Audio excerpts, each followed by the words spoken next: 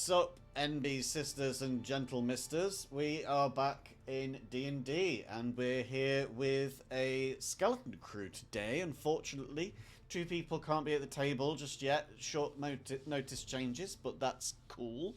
We love to see who we love to see, and we love every single person in this group. We're back with the Gouda guys, +1, because we've got David back with us today, playing as Odin. We also have, of course, Tats, Katie, Shen, and Mars, who is yet to log into Boundary, I believe. But we're just getting some of our level ups sorted mechanically. How's everybody doing today? Sorry, it's fine. I'm good. How are you? All right. Doing okay. I'm alright, thank you. Scrambling. Yeah, I had to do the worst chore of all today, and it only normally comes around once every month, and it just happened to be today, which is the bins. I hate doing the wheelie bins, and I had to take out one of the bin bags because I'd had chicken like a few days ago, and you know how rancid chicken gets when it's in the bin for a little bit. So I had to get that out, and then there was like some grease at the bottom of the inside of the bin that I had to clean out. It was fucking revolting. And yeah, once I'd done all of that and got the bit with the wheelie bin back in, I was like, okay then. I actually said out loud to myself, okay, I've got no spoons left for the day now. It's great. So scrubbed my hands clean, and you know, came upstairs. I've been playing solitaire solidly for like the last hour. Right. Well, we are, and should be, all set up and ready to go. I'm just going to click update one last time there for Aldrin, and we are back in the realms. Victor and Ruby are going to be absent for at least the start of this. Ruby's not going to be here for the whole time. But we do have some level up shenanigans going on today. Last time was basically the setup to the level up. We were trying to figure out where you guys were going to be setting up camp, so to speak, so that you could then go through that downtime period that we always do whenever you level up.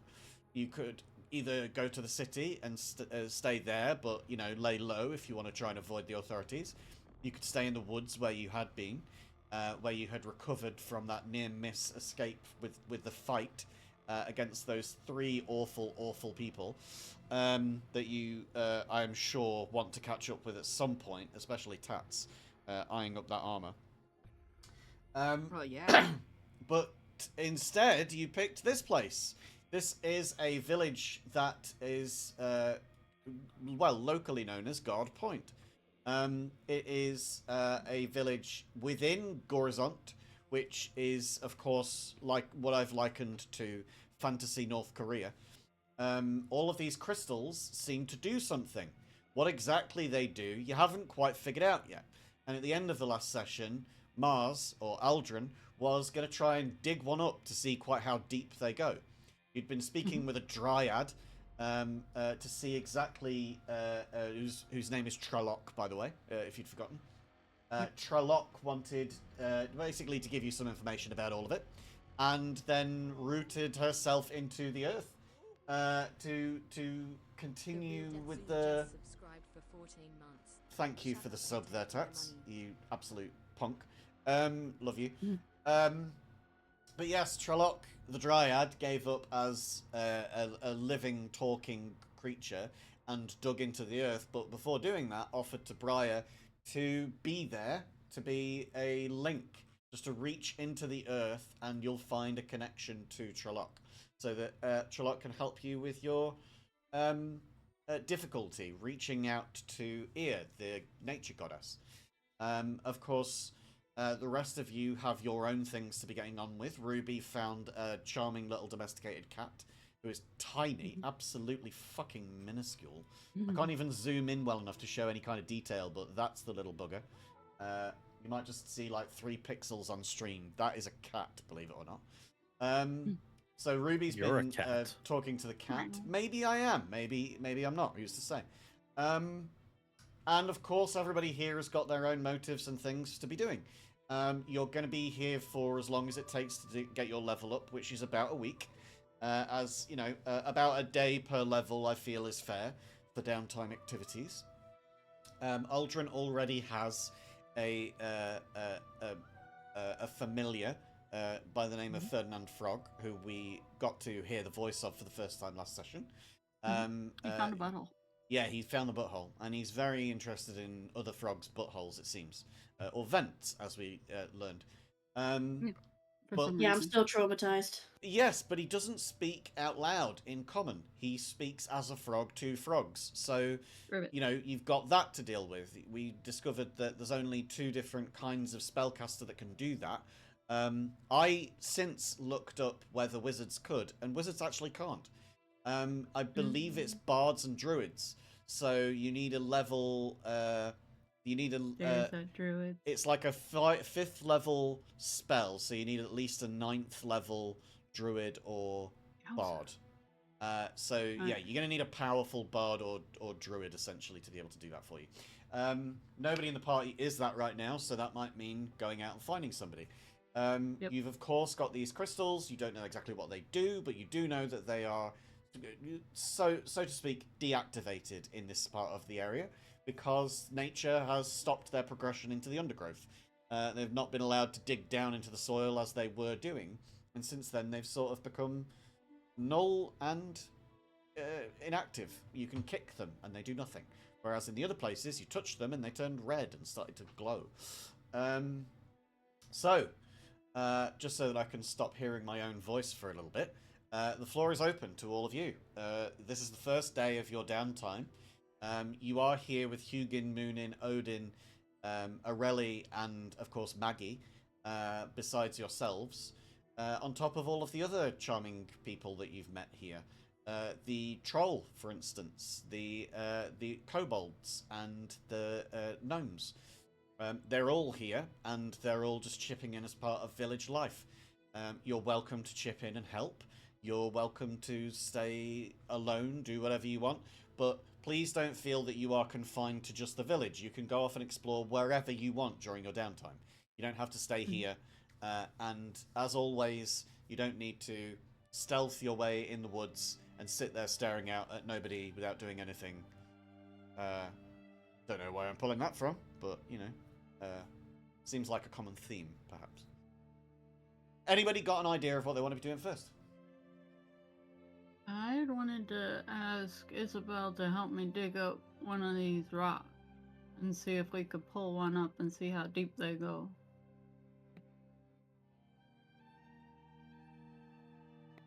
I mean, I can do my best. Yeah, let's These are all work the together and try and ones, pull right? one up. One of the little ones, maybe. Hey. Anyone got a shovel that's not got metal because I can't use it? Yeah, now you're a druid, you can't use metal. Do we have a shovel? That's not made of metal. Yes, that is not metal. I have a shovel. I mean, A standard shovel used for digging. Well, wouldn't a standard shovel have like a wood handle? But a metal bit at the bottom. Yeah, if that was the case, I would have been able to use an axe, but I can't. You can't use it even if it's got a metal edge. Well, I did specify that yes, you can. You just wouldn't be able to touch the blade to sharpen it or anything like that. So it's only if it's got like a wooden shaft, it's fine. If it's got a blade that's made of metal, then you can't touch the blade, but you can touch the rest of it. It's just, it becomes awkward when you can't like put it on your back, because then it would like touch your skin occasionally. It'd be like, ow, ow. You'd be like ow. dragging it behind you on the ground, or holding it at your side permanently, which would just be cumbersome. I'm going to transform into a giant badger and burrow down. How about digging speed? I mean, I could do that too if you want. Or do you want? Maybe I'll stay for the muscles. I could try and grip on it and just pull it out. Alright. Yeah. I can dig, and then you can wiggle and pull. I got an idea. I got an idea. Just shovel under the edge of it and try and. I got an Aldrin. Aldrin, I've got an idea. Yeah. If I go in rage, you have to pinch me every so often to keep me in rage, so I can got a better chance of pulling it out. Okay. Yeah.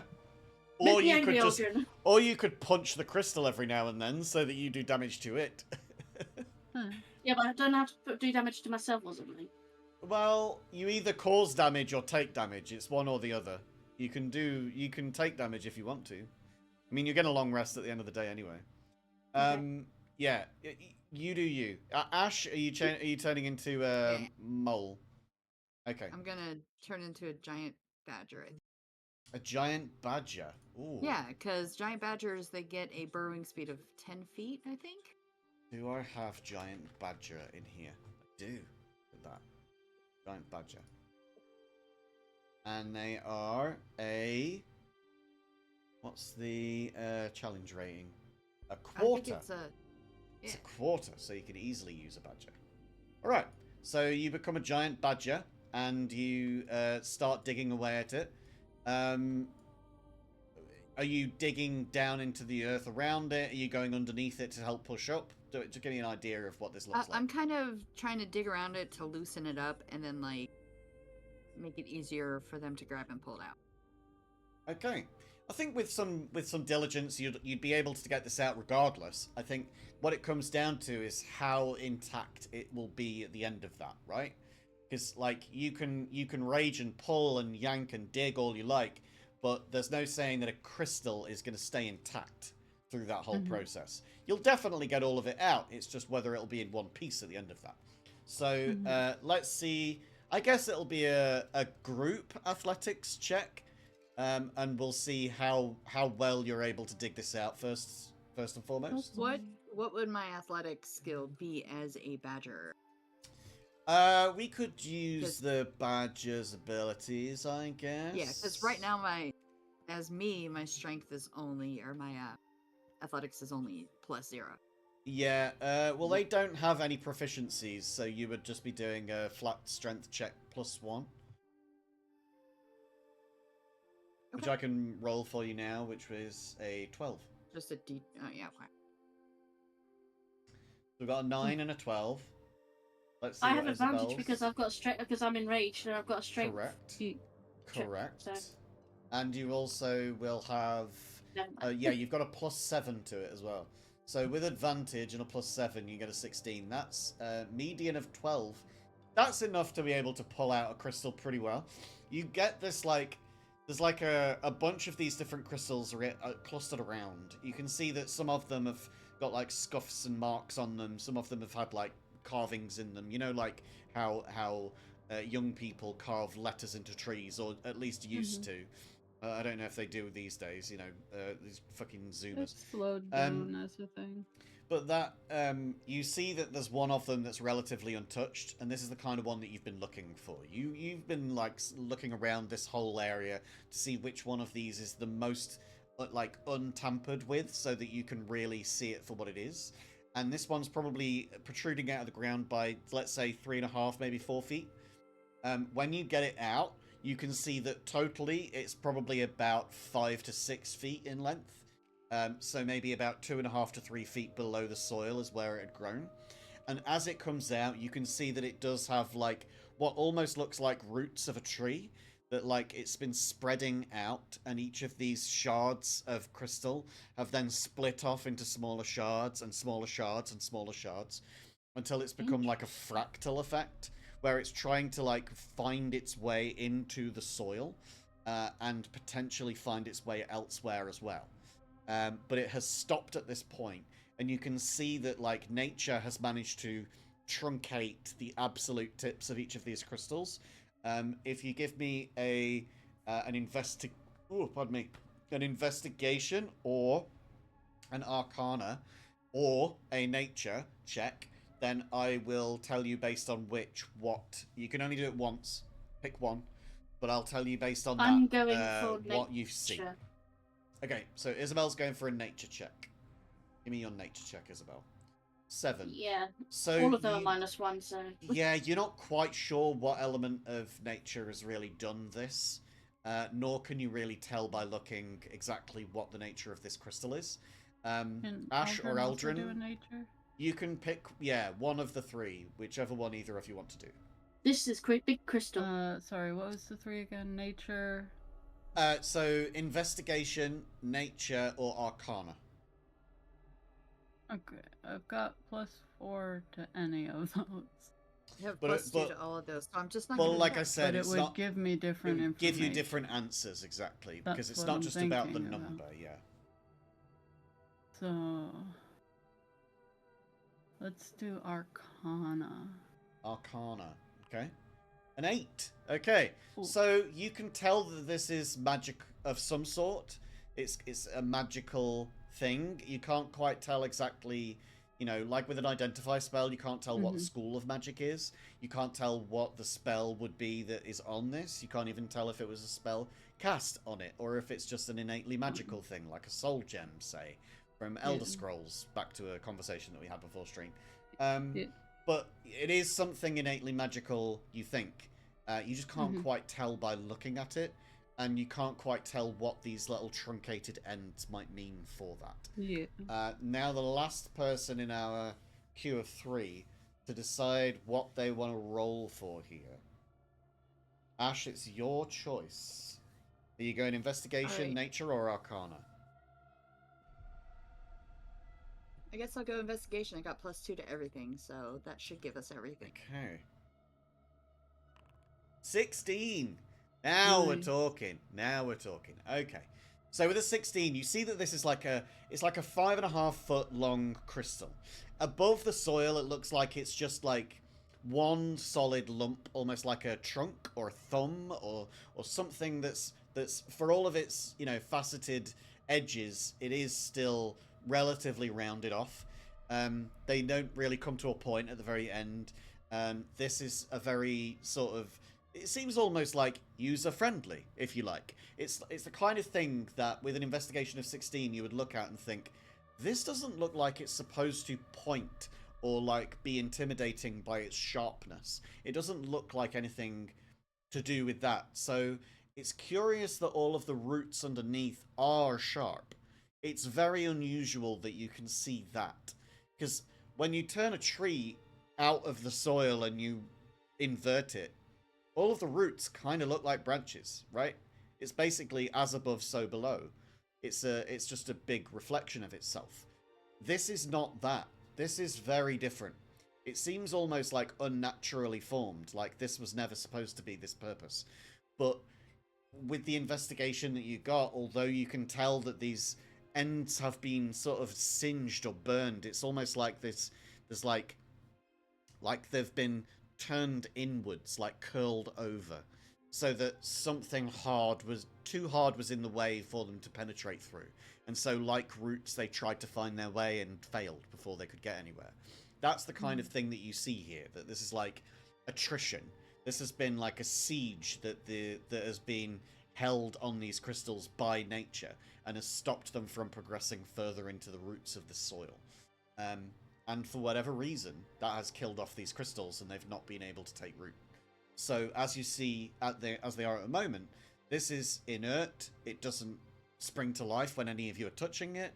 It doesn't look like it's glowing red. It doesn't look like it's posing any danger.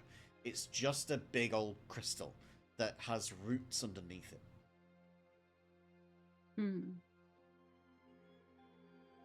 Of course, anybody else that wants to chime in can. We don't have Steve or B tonight, which means that it's going to be you four. I'll be playing as Victor, Ruby, et al. And David, of course, you are the fifth. I'm a bit suspicious of it. Suddenly coming back to life if we don't put it back. I mean, it's inert here, but if we take it out of here, will it come back? I suggest do not leave it from this place. Yeah. Maybe we put it back where we found it. Yes. Might we want to take a sample? Oh, that might not be a bad I idea. don't know if it's... I'm going to try and chip off Like, look at... It's Like been keep a scratched off, right? There's got to be fragments somewhere that were in the edges of all these chipped off ones that people have, like, scratched their names into and stuff.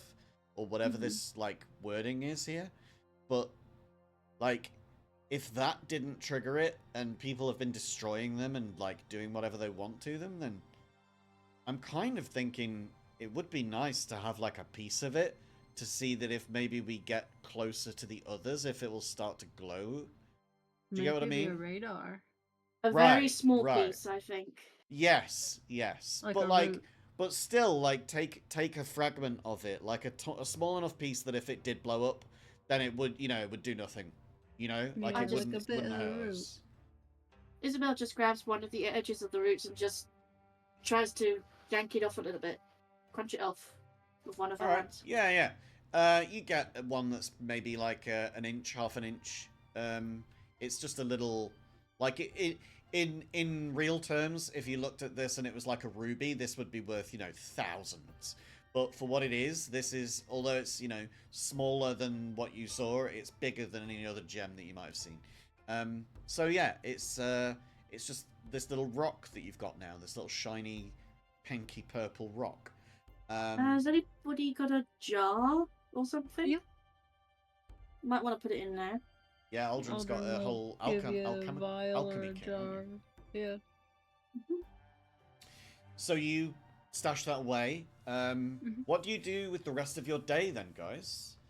By the way, what was Briar doing and Odin doing during all of this? Odin Briar- is just contemplating on what he's gotten himself into, but at the same time is very fascinated with his new company, feeling maybe just a hint of a sense of purpose once again. But again, he's old and he's tired, and he has, quite frankly, dozed off quite a bit.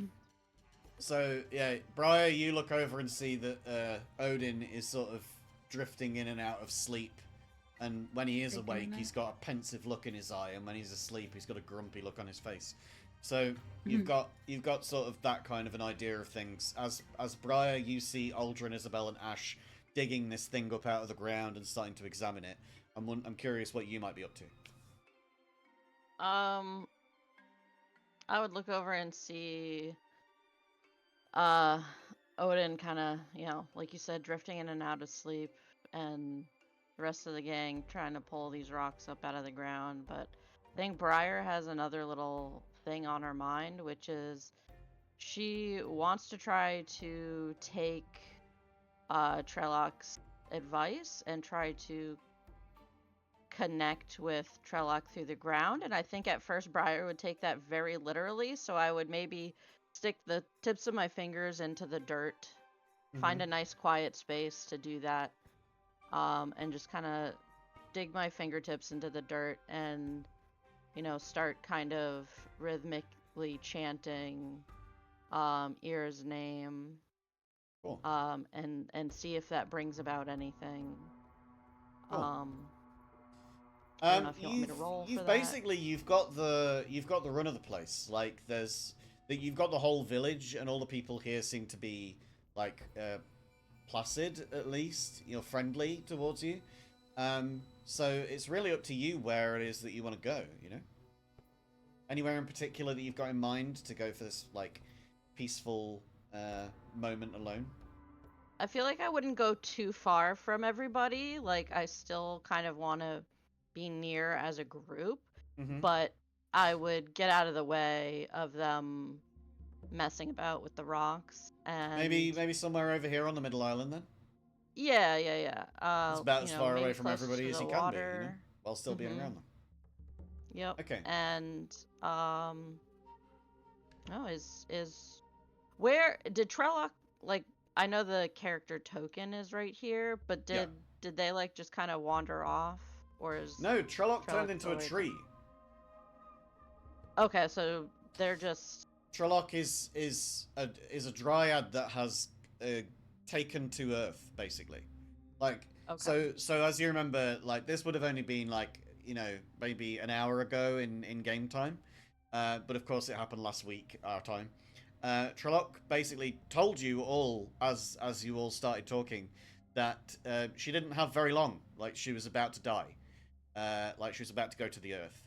So this is part of that process. She's become wood again. So the living part of her remains, but it is inside of the tree rather than walking, talking, moving around in a tree-ish body. So yeah, this dryad is now a tree that you can commune with by meditating. And like she said to you, the closer you are to me, the easier it'll be. The further away you get from me, the harder this is going to get. So, while you're in Gorazont, basically, try and make a connection to her while you can. Right. I think Briar would be very this whole time, these past few months, Yeah. that we've been adventuring, and I've been struggling to find my connection with ear, coming and going in basically waves of can I talk and feel their presence with me, guiding me as a cleric. And I have been growing lately more increasingly frustrated, I guess would be the word to use, with not being able to connect with ear anymore, and then being visited by nobody in that nightmare that I had several uh in real life weeks ago. Yeah. I don't know how long ago that would have been in a game. Um and being offered to basically change who I worship. I think that would be in the back of my mind as something like, well, if I can't connect with ear, I need somebody to follow because I still need to learn things as a cleric. And Okay. if I don't have a connection to that guiding force, then what am I doing? I feel Yeah. lost. So So I feel like I would be very frantic in trying to take Trellock's words to yeah. heart and really trying to connect. Okay. As you focus on that, as you've got all of that in the forefront of your mind, and you're like closing your eyes and reaching your hands into the earth, you can feel something starting to take you. Do you go with it? Yes. Okay. You feel like there is an inertia that, like, the moment that you put your fingers into the earth, it feels different to the times that you've done it before. It feels, this is not different earth. This is not a different realm. This is not different magically or in any kind of arcana sense. But there's something about this place that feels somehow charged. And putting your hands into the earth here feels like you can either go with this energy or you can resist it. And by going with it, you start to feel like there's like almost like a G-force, like you're being pulled into something, even though you're still sat exactly where you were before. But as you do, you can feel like there's almost like white noise in your head, like the clarity of thought isn't coming. And it's only when you start to focus on that and think about it that you hear Trellock's voice coming back to you in your mind and says, "No. Don't fight. Don't think. This is not the time to focus. This is the time to surrender. Let your thoughts empty." Do you think that Briar is capable of doing that at this point? Do you think that Briar has any kind of experience prior to this in... sorry, I just got caught up in the idea of Briar prior. Any idea of prior Briar doing meditation before this? I feel like that's definitely in my wheelhouse as Okay. I kind of prayer, meditating, maybe to some people kind of in the same vein. Yeah. So I would deeply inhale, hold it, and while I'm holding my breath, I'm just going to like try to clear my mind of everything. And do that kind of like shake where you shake your shoulders out, Mm-hmm. and you're getting your muscles in your body ready to just kind of fully relax. Yeah. And as I exhale that deep breath that I was holding, I'm just going to like surrender completely. My hands are still digging into the earth. Mm-hmm. and I feel my mind go blank. Good. It's at this point that you try to reach out towards Ear, and it's kind of, you don't feel like you can see Trelloc, but you do feel like she's with you in some sense. Not like the friend who hides in the shadows beside you, but more like an unseen ally who is trying to guide your hand in the right direction. Like a parent trying to help their baby walk for the first time. I'm sure that David can for sure tell us about that in recent history. Yes. But as you feel this guidance, as you feel this movement, you get a sense that you're doing the right things, you're just pointing in the wrong direction. Like you're trying to walk backwards when you should be walking forwards. And it's at this point that you remember Odin's explanation that Ear didn't start out as Ear. Ear became Ear through coercion and lies and falsehoods. That you can remain a god so long as you pretend to be something that you're not. So long as you stay in the light, our light, and we will make you what we want you to be. And you remember that Odin said Ear never really took to that. Ear always rebelled because it was never in Ear's nature to conform. And that's when you realize what this is all about. This point of you walking in the wrong direction, facing the wrong direction. Trelloc is trying to explain by guiding you that Ear was never Ear to begin with. Ear was always something more primeval, something primal. Nature is not something that is tamed and put into a bottle in a pigeonhole on a shelf. Nature is nature. It is chaos in its truest form. Everything that comes from nature happens by happenstance. It doesn't occur by decision. And to try and find one point of nature and the power within it is inherently flawed. So to reach out towards Ear would be doing nature an injustice. And as Trelloc explained, the world came before the gods. The gods came of the world. So really, as you're having this first deep dive into this meditation, this sudden revelation comes to you, this epiphany, that Ear was never Ear, and the goddess of nature was never the goddess of nature. It was nature all along. It was the earth all along.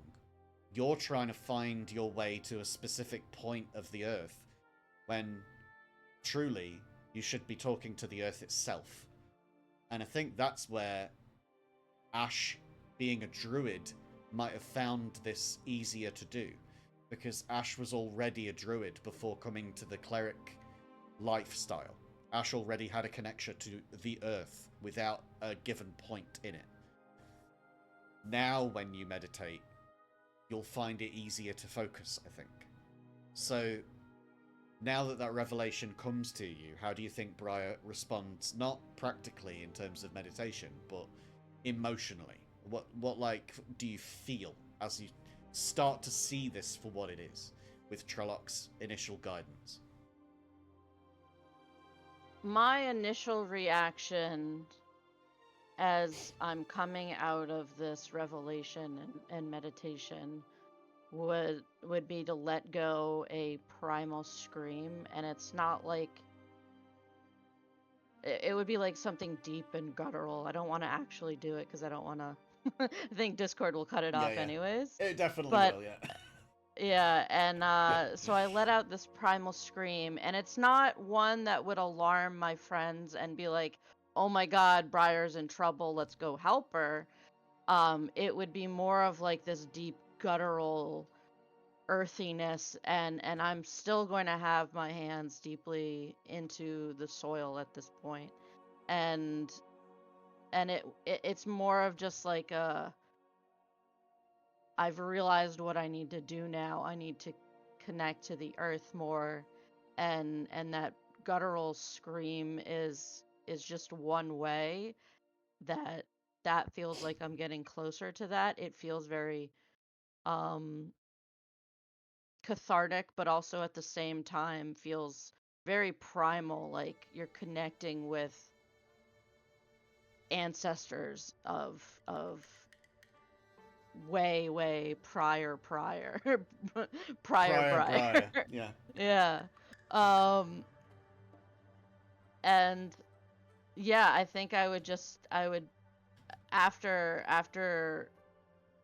after screaming, and I kind of open my eyes and I'm like, okay, I've got this. I'm going to become stronger. I'm going to pay more attention to the ground beneath my feet and the dirt and the trees and the blades of grass and everything that surrounds me at all times. This is ear. This is what I worship. This is what I look for guidance. Uh, and it's always here. It's always been around me. I just didn't know how to connect until Trelloc kind of led me on this path. And I just have this deep sense of relief because this is what I've been waiting for months, for weeks, is that reassurance that I haven't been forsaken and forgotten by somebody that I'm seeking guidance and affirmation from. That's fantastic. As you come out from this meditation and you give out this primal scream, you realize that hours have passed. That you've been in this meditation not for the minutes that felt like had just passed. You've been in it deep for a long time. And that this meditative state that you found yourself in has been made all that much easier by Trelloc, who has sort of been your guide through all of it and has helped to not drain your energies as part of it. But as you come to, you certainly feel like you could probably do with a bit more practice in meditating. But you do have a member of the group who is very, very well practiced in it as well. Aldrin. Hello. Aldrin, who is an elf and so never sleeps, only meditates. So I meditate for 4 hours and then I'm awake again. Exactly. So, I don't know, maybe as part of the downtime activities, you speak to Aldrin to make the meditative part of it a little easier. Maybe you talk to the druids to see how their connection to nature is, to make that part of it a little easier. Maybe you focus more on how to find this hidden deity among nature, and just speak to Trelloc through all of that. Maybe you do all of it. All of it could help, honestly. All of it could help. And I think that there will be some real mechanical fixes that might help your future connections to deity. So keep with it. But yeah, we'll move on back to Victor, I think, at this point. So Victor, while all of this is going on, while you guys are investigating the crystal, Victor, being that Steve isn't here, I think that we'll just use the downtime activity for Victor to try and, as part of his growth as a rogue, because he's taken an extra level in rogue. He's now a level 8 rogue. He is going to help Maggie with some more of the deception side of things, in being a rogue, and will help Maggie to progress with this mimicry of others. Now, not just through voice, but also through act. Trying to, copy other people's handwriting. Trying to copy people's stances so that she could wear a hooded cloak and appear to be somebody else by their standing. Just by observing them for a minute. This is all going to aid in Maggie's ability to mimic people in the future. As Maggie will take the rogue subclass that is better at copying other people and at basically mimicking them and being other people, for a time, and just disguise and the act of deception. I think Ruby, I've spoken to B, and she's asked that we try and focus on what was lost to the friend, And so Ruby will go through all of this when Stee and B are back at the table next week, we hope. But of course, yeah, these are going to be explored fully then. But Ruby's going to be going on a whole meditative journey of her own, trying to figure out exactly what was lost to the friend and exactly why, or the spider maybe, whatever you want to call it. But exactly what was lost, how it was lost, and what that did. So that she can find out more about that. Because Ruby has taken another level in Warlock. Nice. Odin hasn't leveled up. Odin's already like level 16. We'd be doing the group a disservice if we did do that. Bro is However, superpowered already. yeah, in terms of powers, yes, but in terms of HP, a bunch of you have surpassed Odin at this point. You are more beefy than Odin is. Oh, the youth of today. Yeah, I mean, if you just look at your character sheets and see what your HP levels are, Odin's is only 70. Oh, well, I don't have more than I that. surpassed him. Yeah, I so did surpassed Ash, him. so did Briar. Squishy bean. Yeah, Victor and Ruby are really bringing up the rear with low numbers. But Areli, who is still only a level 6 rogue, only has 33 HP. So Ouch. Areli is very squishy. And Maggie, who is only a level 4 rogue, has 16 HP. So yeah, Maggie only has 16 HP. Squishy. Really low rolls on Maggie, that one. Maggie's a baby. So yeah, you guys are actually getting pretty powerful, and you're going to be able to help your party out. But, you know, warlocks and wizards and bards and all of that kind, they've never really been that powerful at you know, withstanding damage. They've always been better at staying back and doing things at a distance and casting spells en masse or focused from far away. And these guys have got low HP, so, you know, it's not going to be their job probably to run in and be right close to them. It's unfortunate. Not the frontliners. True. It's unfortunate, though, that Ruby is a melee fighter who has, like, the lowest HP of your group of 6, though. Yeah. Because that's really rough for a melee fighter to Don't worry, I'll go protect so her. squishy. But now we move on. Now we have the full week. So you've got 8 days. You've got all of this downtime activity. You've all picked your different level up classes. And I'm sure that some of you have picked some very interesting things. Some, of course, will be going for subclasses. Others, of course, might take a feat. Some people may just be taking a level and picking some spells. But whatever you do, let's explore it together. So, I think let's go back to the group of 3 that we had before. Now that we've gone through some meditation and perhaps some exploration and investigation, what are Aldrin, Isabel, and Ash doing from this point on? Are you staying with the crystal idea, or are you each splitting off and doing your own thing for a week? Can I request I go last? Sure, absolutely. Should we go... Let's go alphabetical order then, shall we? Let's go Aldrin first, if you've got an idea of what you would be doing. So Aldrin is wandering around this town, seeing if there's anybody here who is a high level enough. Some bard or dryad, is it?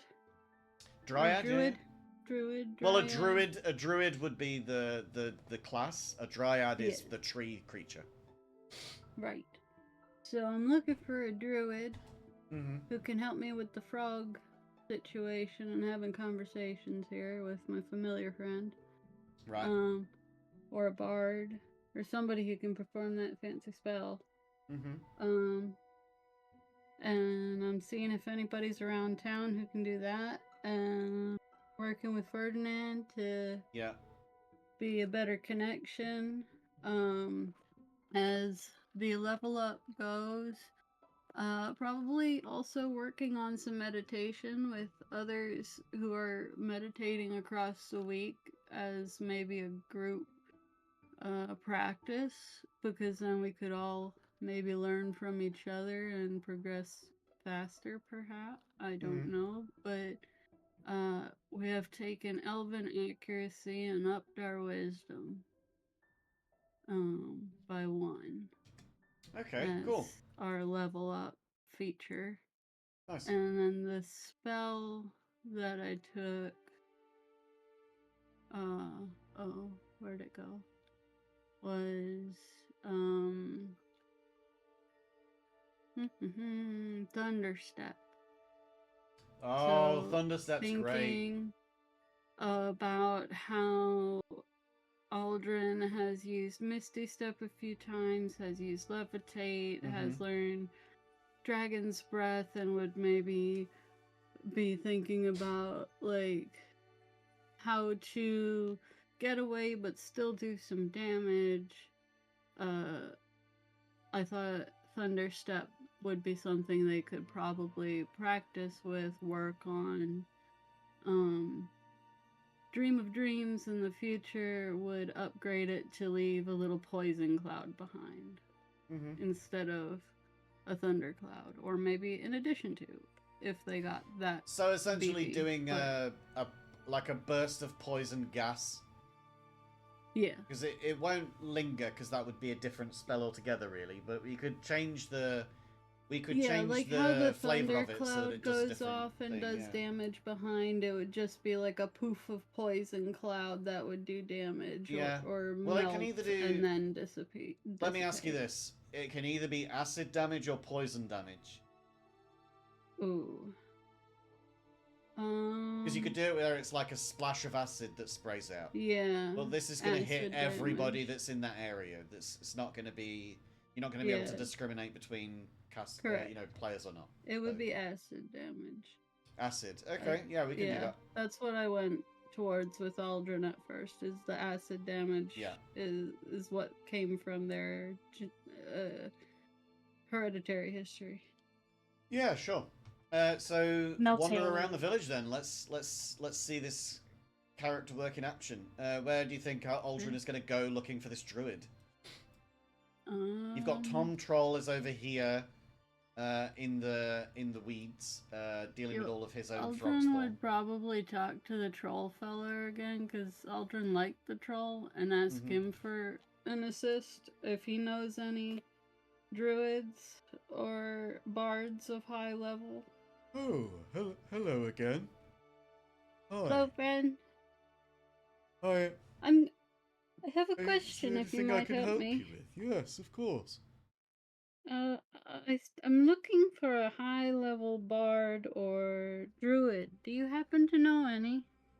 Are there any near here or in town? Sorry, I don't really understand what those words mean.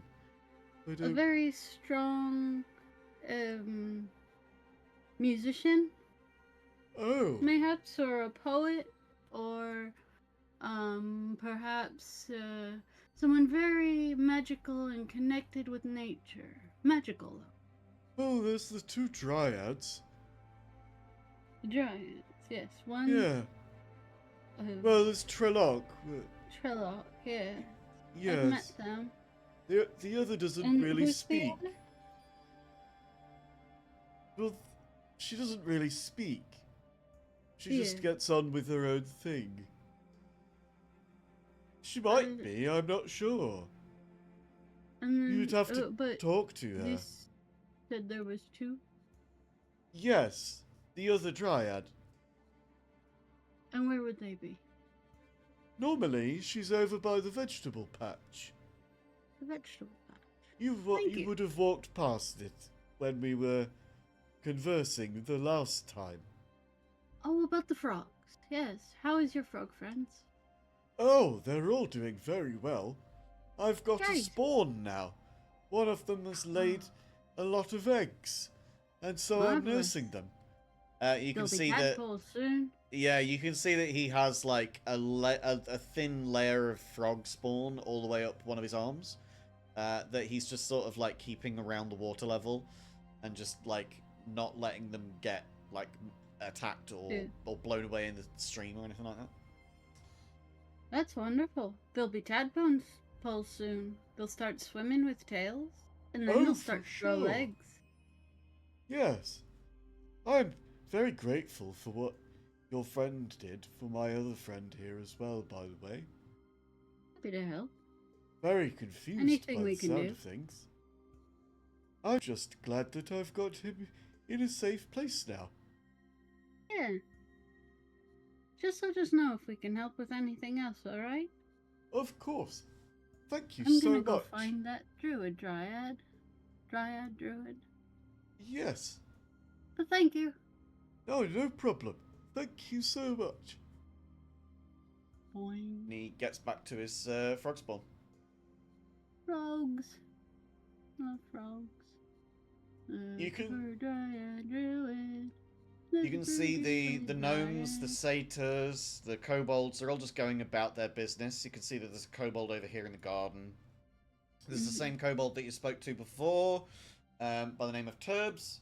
And then there is the dryad here. That's who I'm looking for.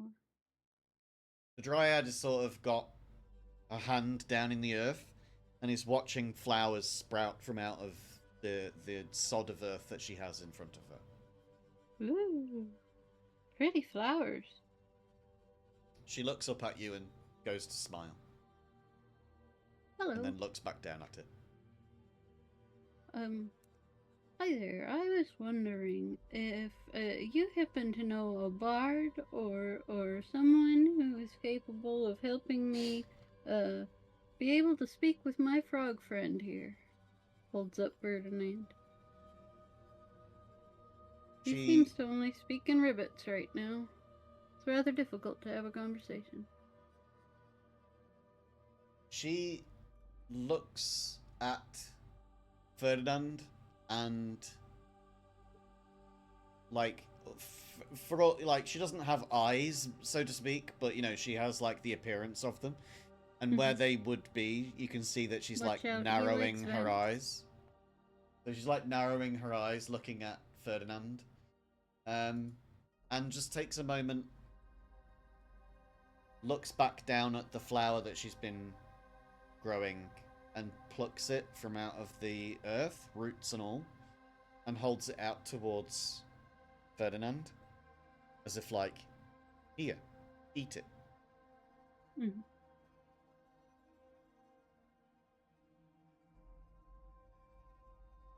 Well, Aldrin won't stop him. Lets him eat it if he's gonna eat it. Ferdinand doesn't do anything. He just stares at the thing. Bro, you wanna eat the flower? She takes her other hand and trims off the roots and tucks the flower into his little top hat. And then gets back to the eat the flower. Gets back to the soil and starts like turning the soil with her hands again. Oh, that looks cute.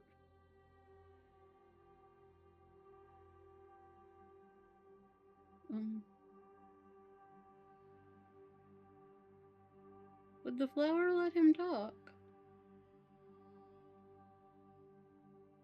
She looks up at you and smiles.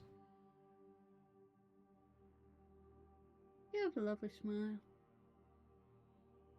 I don't quite understand what it means, though. A flower sprouts on her sort of hair, you might expect. Oh, pretty. As she smiles, like she glows when you said that she's pretty. And yeah, this flower grows, and she plucks it out and hands it to you now. Oh, well, thank you. She smiles again. Aldrin will tuck it into their hat as well. I'll keep that safe. Oh, I'm real sorry. She don't really talk. Oh, okay. Well, she's a lovely person. Oh, she's great. Yeah, but she don't do the talking. I don't know if it's that she can't or if she won't. But I never known her to say a word. Gotcha. I think. Well, I was asking if she knew anybody who could possibly help me be able to speak with my frog friend here. I mean, I know of some spellcasters, but they're in the city. Oh, where would the city be? Which way is that? Up, down, left, right? He points towards the road over this way. And Oh, it's like, okay, left. you gotta go that way. That way's the way to Shimmer Strand. Shimmer Strand. Oh, okay, thank Yep. you. You might what's in find Shimmer Strand? the castle The castle. and lot of people. A lot of people and the castle. Yep. Sounds like a popular place. Does it Yep. have the rocks as well? Oh, lot of rocks. Yeah. A lot of rocks. Gotcha. You have a lovely garden here. Oh, thank you. I'm more of a carpenter. I do the tools and the wood. Oh, very nice. I kind of just make sure that the buildings here stay up. We don't really have That's important. any newborns here, so we never have to expand. Kind of No no. children? No, there's not that many people of the. Were they taken like that other place? There's just not that many people of the female variety. It's a real sausage fest. Gotcha. So we don't. Yeah, we just get on. The few female gnomes that are here get on and do their thing, and we don't. We they're friends. People do things, yeah. Yeah, they're friends, but they don't have any I see. ambition to have children, and that's okay. So we just Interesting. get on and live our lives as a community, and that's a happy time for us. Well, that's nice. I like to think so, but How long yeah, you been we here? all have our own roles. I'm like getting on in age. Yeah. But how long you been here? Well, I'm a very old man. I'm 18, if you can believe it. 18. I'm so No old. way. Yeah. No way. Yeah. So some of the youngins here, they're about 5 or 6. Yeah. Years or 100 years? Oh, years. Singular digit. Yeah. I'm sorry, I just, what's this fella's race again? Kobold. What is he? Kobold. Yeah. Aren't they longer lived? Or am I confusing? Kobolds can live to be 120, but their average lifespan is usually up to 20, not 120, but just 20. And normally it's because of diseases, plagues, fighting, aggression, that kind of thing. So by the standards of the race, by the standards kobolds, of a kobold, this would this one's sense. pretty old. I mean, you can get older, but that's if you live in a perfect harmonious lifestyle, and this is not quite that.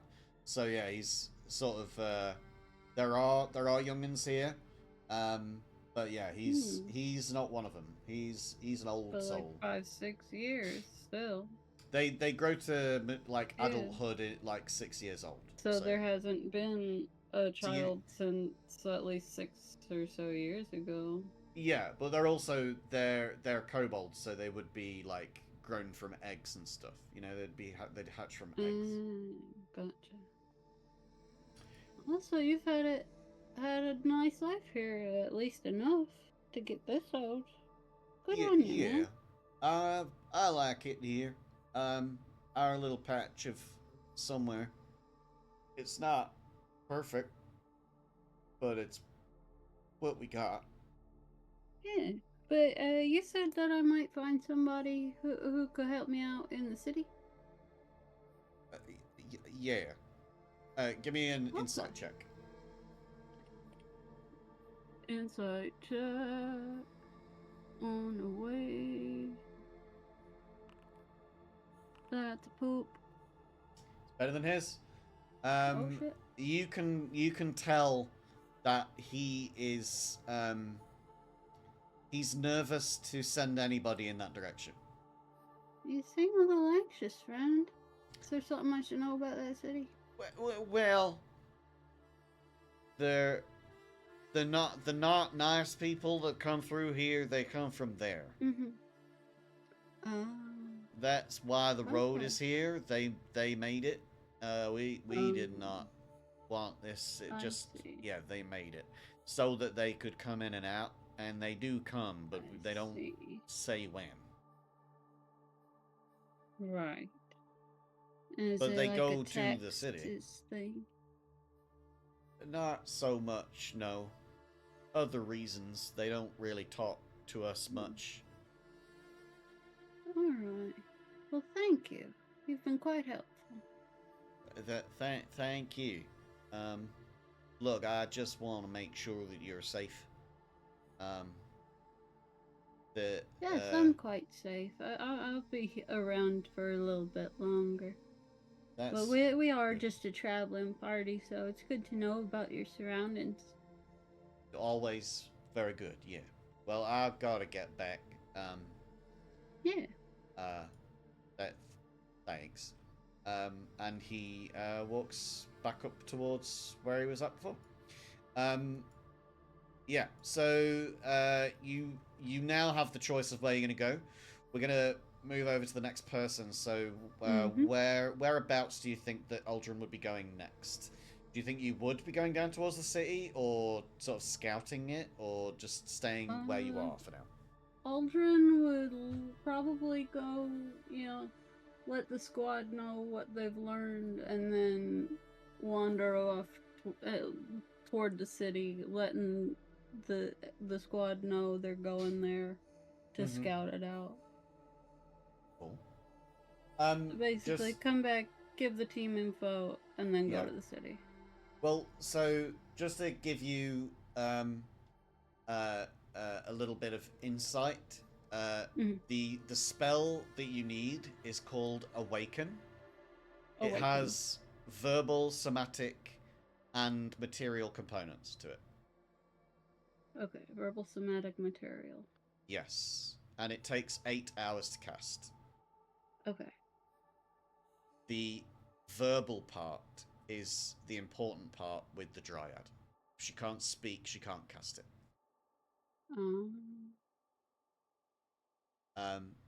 So yeah, that was the main thing. That was why last session I mentioned when I was as Trelloc. Trelloc mentioned that she never speaks. So yeah, getting her, she may be a powerful druid, you don't know, but the fact is that she wouldn't be able to tell you, but she also wouldn't be able to cast that spell specifically. Yeah. It would have to be something that didn't have verbal components. Yeah. So yeah, let's see. Question. Yeah. Would it work if I cast subtle spell on her? Ooh, that's an idea. Because subtle spell isn't really a casting. It's not a spell that you cast on a person, is it? It's a modifier to a current spell. Yeah. That's why I'm asking. Oh, I'm also noticing that I don't currently have it. I would say no. That's not going to work in this scenario, no. Because that would be really, truly bending this way beyond its normal usage case. That's fair. But yeah, Thought I would ask. No problem. But yeah, it was a good ask. But yeah, I think given some more investigation and some other kind of ideas of how to make this work, you could probably get this to work. But in that specific, probably not. No. Okay. Cool. We'll see. Ask me again next week, and we'll see if I've changed my mind. Yeah. Next person then, Ash. What do you think Ash is up to on this 8 days of downtime? I think Ash would be trying to learn more about the cleric aspect of themselves. Okay, yeah. They basically just want to protect their newfound friends because their friends are decent people. They think. And like Ash is a loner. Ash doesn't like people, but he likes these, or they like these people. Yeah. So what aspect of clerichood do you think that you would be doing? What part I of would the cloth probably would you be investigating? I picked up Spare the Dying. Mm-hmm. I also picked up Sacred Flame, Mending, and then those are just cantrips. For the spells, I got Bless. Hold on, I'm going through them. Sanctuary, Shield of Faith, things like that. Very protective things. So Yeah. what kind of what do you think that Ash would be doing to hone that more protective side? I mean, dare I say it, but I think Ash might be trying to reach out to the friend. Okay.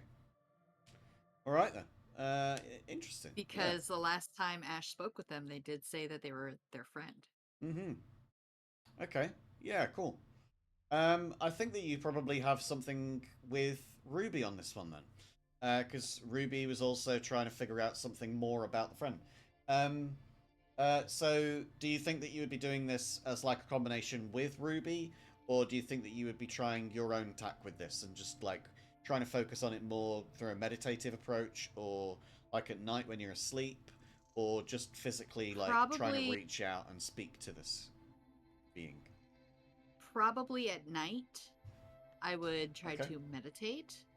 I think that Ruby would probably be doing this more in the daytime, so this is probably where you're going to be swapping over. Well, but then you are the reason Twilight. that I chose night. Yeah, I'm Twilight, you're, and that's you're the Twilight, only time that the so friend came to me. Exactly. Okay. Was at night.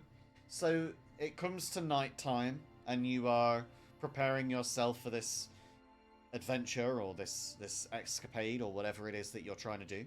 And you start to think about the friend as you drift off into sleep. Is there anything in particular that you have at the forefront of your mind while reaching out to the friend? Is it the seeking out of connection, or is it the need to protect, or what is it that you really are holding on to this strongly that you would invite the friend into your dreams? Well, basically, for once, I found something more important than my home, and I want to do everything I can to protect them. Mm-hmm. Okay. So as you think about this, as your mind focuses on this and your emotions are keyed into it, you drift off into sleep and you feel yourself completely surrounded by this twilight. You are at the center of points of light everywhere. There is no earth beneath you and there is no sky above. It's all around you. You're in like the center of a snow globe almost. It feels like stars are moving through you, around you, everywhere. They're expanding and shrinking, and you're in this sort of liminal space that doesn't really make a lot of sense, but does it really have to? This is a dream after all. And you've gone into this knowing that you're going to be talking to this dream being. And as you reach out and you try to connect to the friend, what words do you think you might say as you do that?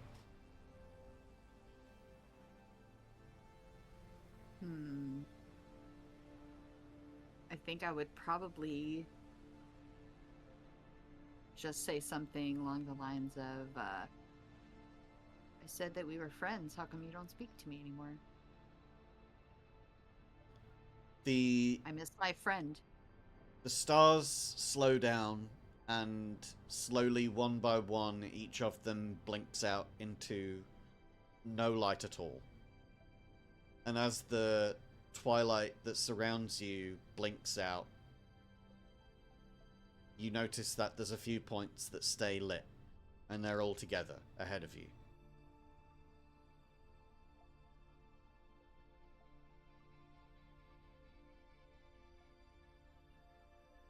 Okay. What do Sorry, you wanna I do? guess my internet blipped. What happened? No, that's it. They collect in front of you. What do you do at that point? I guess I'm just gonna say hello. No answer.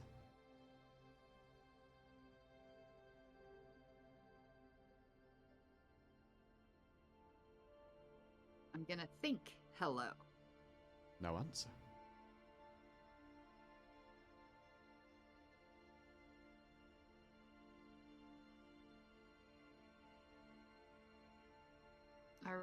I'm just gonna say, are we not friends now? Did I do something wrong? You feel like the lights are some distance away.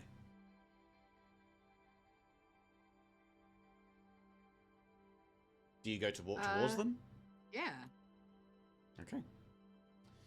That's what I was waiting for. I'm sorry. I'm sorry. Hey, it's cool.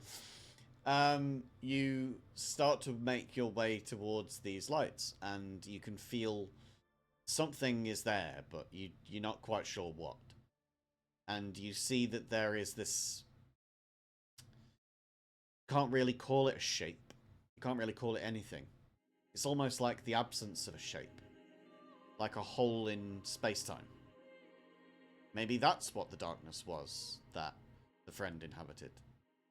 But you couldn't be 100% certain what is there and what isn't. There's lights, though. There's lights in the middle of it. And there's something happening there. You also get a sense that there's like the fingerprints or footprints of Ruby have been here. Like, maybe Ruby has something to do with this, maybe she doesn't. But there's something here that has changed. And Ruby has been a part of it. Well, they say curiosity killed the cat, but satisfaction brought it back. I'm gonna be nosy. Okay. What do you do? I'm gonna try to see if I can't follow like Ruby's presence, her footprints, whatever was left behind, Mm-hmm. and see where it leads me. I think Ash, being the curious bird that they are, probably leads you towards the center of this shape. You don't see it as being a person. You don't see it as being a being. You see it as being a weird shape.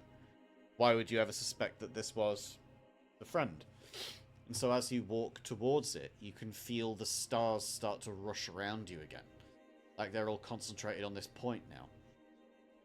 Inside of this amorphous shape, this blob, this cloud, whatever it is, you can see that there is something in the middle of it all. It's dark, in the darkness, but you're starting to see the idea of an outline, like a silhouette where the starlight doesn't shine through. And you're getting this sense that there is a figure here on their knees, sort of slumped over in exhaustion. Tentatively, I speak softly and I'm like, hello, are you okay? And I go to reach out to touch their shoulder. You move forwards towards this thing, this being, and as you get within about 5 feet of them, you start to realize that the silhouette that you thought was facing away from you is actually deceptively facing towards you. And the lights from those stars start to shine a little bit differently. And they sort of try to obscure themselves once more. Hello. Are you okay? I'm not sure. Well, my name is Ash. I know you. I'm gonna like kneel down because you said they're hunkered down, right? Yeah. I'm gonna kneel down so that I'm kind of like on their level. And I'm just gonna say, What seems to be wrong? I'm not sure that I can say that it's right or wrong. There's something, though. Something different. Is there a feeling of this difference? Like, is it...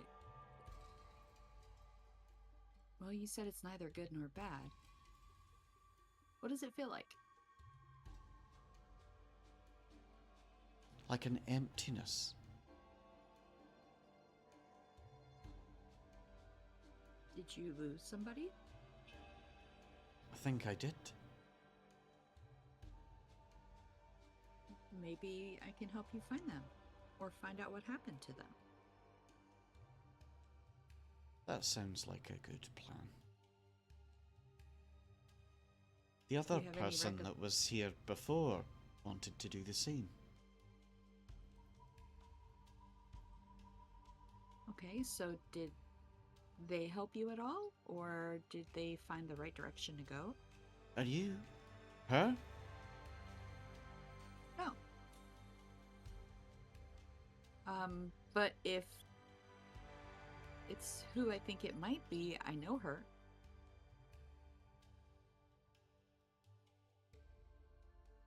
Right.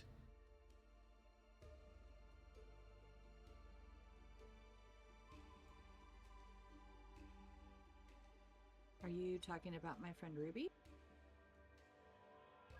That was it. Ruby. I'm not certain of what we spoke on. It was different though. Something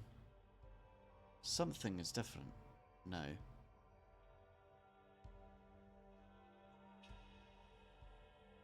Okay. I don't know how it's different because I wasn't there. But I do want to help. I understand. I mean, because if you'd like to be my friend, that's what friends do, right? You want to be my friend? That would be lovely. Well, you're here by yourself. Why wouldn't I want to be your friend? That's true, I suppose. Although I'm It's not. got to be awfully lonely. I'm never truly alone. Although it certainly felt like it for a long time now. Well, you don't have to be alone.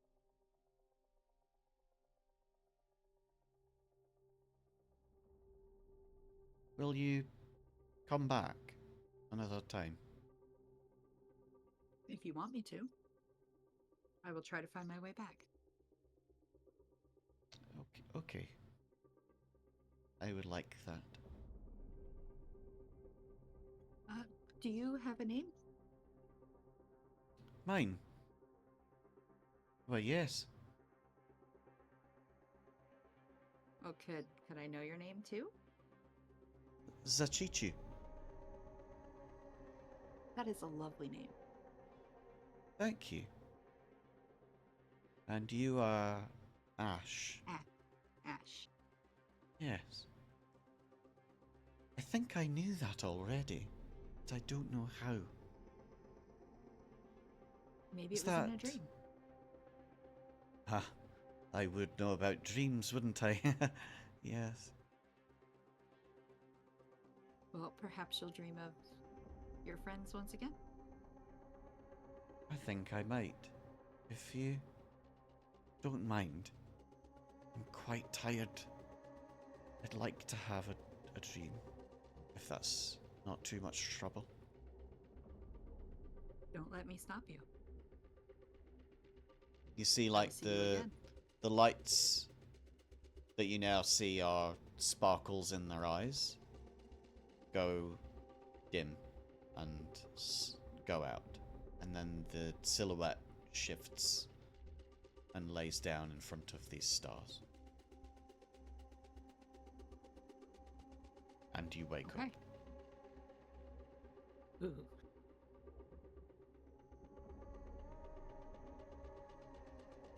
Huh.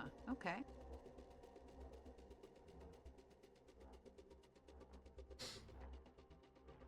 That was interesting. As the days go on and as the nights come, you continue this journey.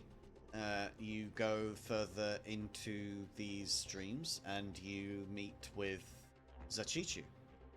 I would say, however, though, we're not going to go too far into this on this session because I would feel like we were planning a path ahead for Ruby before Ruby even gets a chance to plan it for themselves. Okay. Because it is gonna involve Ruby, so it's hard to say Ruby was already here without, you know, basically predetermining what B is gonna do when she gets her opportunity to play.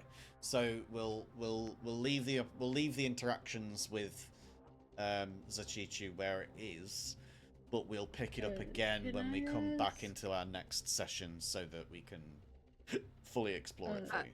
I did Can I want ask to. if Ash shared what happened there? About them talking about wanting a dream? I don't know if I would, because I don't know who all has spoken to the stranger, the friend. We could go through everybody's take on it next session, I guess. But Okay. yeah, it's just for the fact that this is Ruby's patron, and to explore all of it now while Ruby isn't here feels Would be an atrocity. right. Yeah. Yeah, I I do- just wanted to say that Aldrin, if you did say that, if you did share that little bit with Aldrin, Aldrin would go, oh, maybe we should ask Old Lakoy to send him a good dream. Yeah, it's a thought. But I did want to ask, Yeah. like, or say something like when I'm talking to them, just for future reference, how they said that they've lost somebody. I want to say, yes, I've lost somebody too. And Okay, in cool. reference to my mother. Yeah. But anyway, we can continue on with whatever. Because I don't want to go into it without Ruby here. Yeah. Now then, we move on to Isabel. Isabel, how do you think that you would be using your 8 days of downtime, please? Well, personally, I think Isabel's a bit annoyed that she seems to be a little bit klutzy at fighting as a druid, as an animal. Okay. So I believe she wants to hone her skills a bit more, both Cool. as a barbarian and a barbarian in wolf's clothing, so to speak. So she bids her friends goodbye for now. I'm just going to go to the woods for a while. Cool. I don't know where the woods are. We go to the woods. I mean, all around you, essentially. Go wherever you want to. I'll keep going north or go up here then, I guess. Yeah, love that. Okay, so you're looking for a fight at this point? I'm going to do it one of two ways. I'm going to try and do multiple things because I want mostly wolves and bears because I'm pretty sure they're probably the best ones to fight, right? Cool. So we've got a black bear and a brown bear here. So these are the two. I'm going to use big boys. My speak with animals, whatever it's called. And we've got an owl bear as well. Yeah, okay. I'm going to speak with animals, and I'm going to just be as polite as I can, and just I was to issue a challenge of strength in the friendly spa. Okay, and you're speaking in Druidic? Yep, whichever one they can understand. Okay, so the brown bear speaks back first. You are tiny! You want to fight me! I am the strongest of these woods! The black bear next goes, you are not the strongest of these woods! I am the strongest of these woods! And the owl bear goes, who? You? I am the strongest of these woods. Okay. Why don't we use this as a test? You know? A test for what? To kill puny human like you? The owlbear goes, I- Who? A puny human like this? Ridiculous. Who can match me? I change into the biggest bear I can with my abilities. Okay. So it goes on your druid level divided by something. Oh, it's different One. for you, isn't it? Because you're circle of the moon. So you can go by. Is it challenge rating 1 or challenge rating 2 for you? I think it's 1 because I'm druid level 2. Yeah, but you're circle of the moon, so that's different, isn't it? Let me just double check. I wanna make certain of it. Because you're probably right, but I do also want to I don't want to shortchange you. Right, so Druid, and your Circle of the Moon, which gives you the boost. So, standard beast shapes, wild shapes, you turn at 2nd level into 1/4, but as a Circle of the Moon...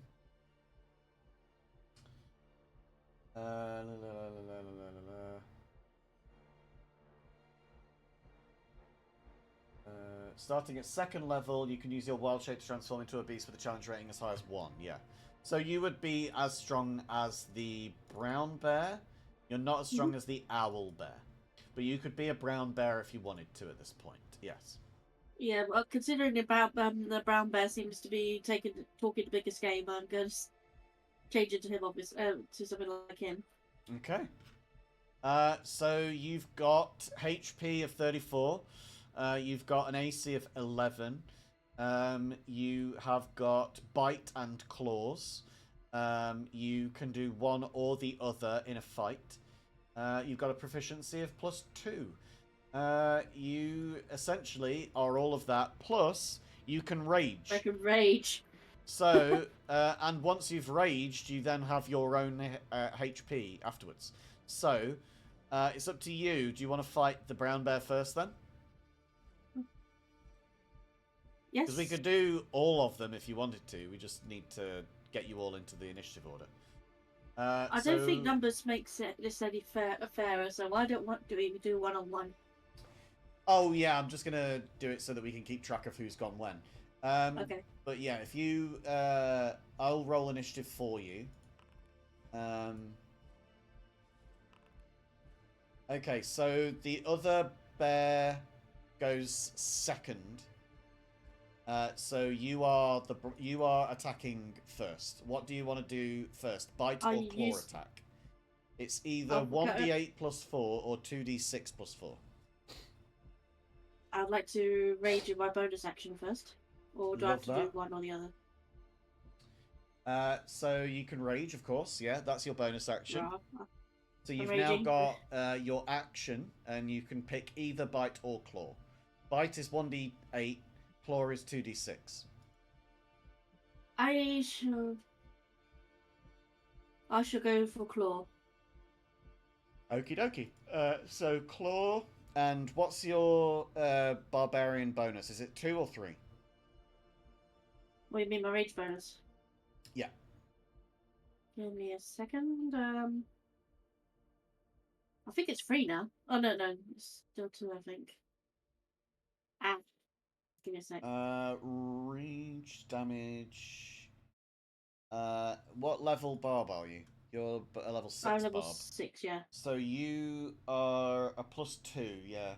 You go up to a +3 when you get to 9th level barbarian. So you get a +2, and you roll your attack. You get a 24 to hit. That certainly hits. We're going to roll damage with your +2. And that is 16 HP. You've already taken off like half of this bear's damage. Half of this bear's Just for funsies, HP. I'm just gonna say, how'd you like that?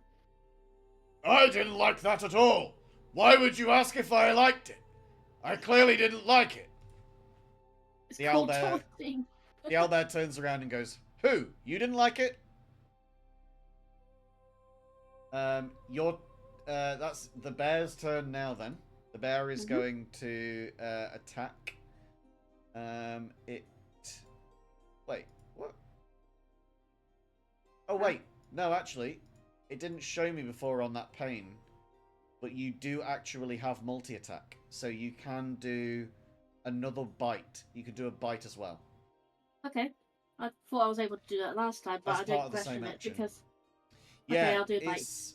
So since we updated, because everything wiped off the computer, when I downloaded Foundry, it downloaded the most update version, and that changed the character sheets again. So Okay. all of the NPC sheets have now got their features on the front page and not where they were. So yeah, it's easy to miss now. But yeah, you can do a bite attack with a +2. I want to bite and I want to try and do it non-lethally so I can. Well, you get a nat 20. And if I was a human, I would be using my 4-paw blade and he would have been done. Pretty much. So that would be 14 damage. So the bear now is down to 4 HP. It is now the bear's turn, though. Okay. And the bear is going to do both a bite and a claw on you. This time, though, it doesn't get a bonus.